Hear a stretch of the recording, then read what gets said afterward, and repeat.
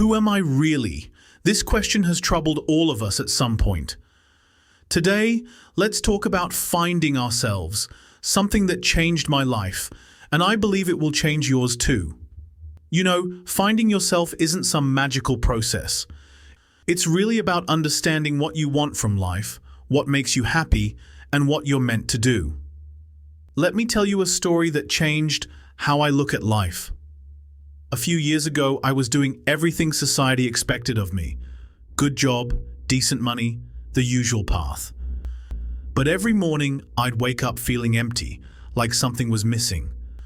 That's when I learned my first big lesson about self-discovery. We're often so busy living the life others expect from us that we forget to ask ourselves what we really want. Think about it. When was the last time you sat down and really thought about what makes you happy? Not what makes your parents proud or what impresses your friends, but what truly lights up your soul. I remember this one evening, sitting alone in my room, when I started writing down everything I loved doing as a child. You know what surprised me?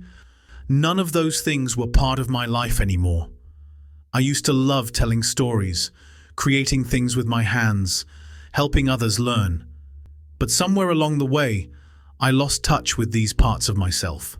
The real journey begins when you start paying attention to the small things.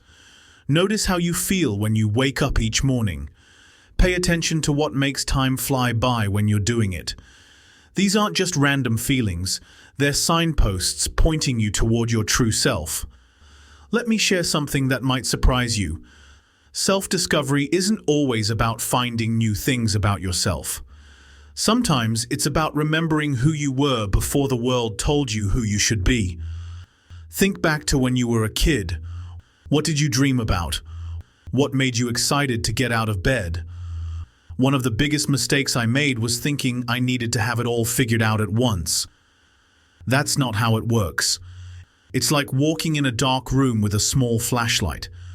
You can only see a few steps ahead, but as you keep moving, more of the path becomes clear.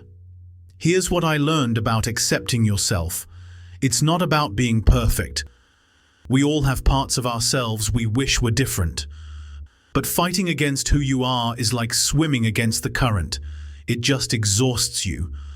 The real power comes from accepting yourself while still working on becoming better.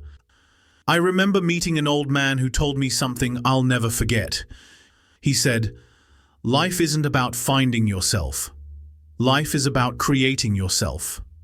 At first, I didn't understand what he meant, but now I get it. Each choice we make, each habit we build, each thought we nurture, these are all creating who we become. The beautiful thing about this journey is that it's never too late to start. Every morning is a new chance to learn something about yourself. Every challenge is an opportunity to discover your strength. Every failure is a lesson about what truly matters to you. You know what's interesting? The more you understand yourself, the better your relationships become. You start attracting people who appreciate the real you, not the version you think others want to see. Your decisions become clearer because they're aligned with who you truly are. Before we wrap up, let me share one last thought. This journey of self-discovery. It's not a straight line. Some days you'll feel lost, and that's okay. Some days you'll question everything, and that's okay too. What matters is that you keep moving forward, keep learning, keep growing. If this message spoke to you today, join our community by subscribing to Wisdom Journey. Share your thoughts in the comments. I'd love to hear your story. Don't forget to hit that notification bell to stay connected on this path of growth and discovery. Remember, your journey to self-discovery starts with a single step, and today might just be that day for you.